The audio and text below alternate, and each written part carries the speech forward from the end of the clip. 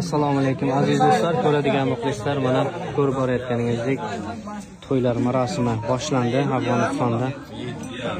Mana Afg'onistonda qanday to'ylar bo'lib o'tadi, inshaalloh hammasini birma-bir ko'rsatib o'tamiz. 7 yoshlardan 70 yoshlargacha mana shunday to'yga aytiladi. Inshaalloh hammasini birma-bir ko'rsatib o'tamiz to'ylar marosimini. Kanalimizga bitta obuna va qizil yo'lakcha ham esdan chiqmasin, birodari azizlar.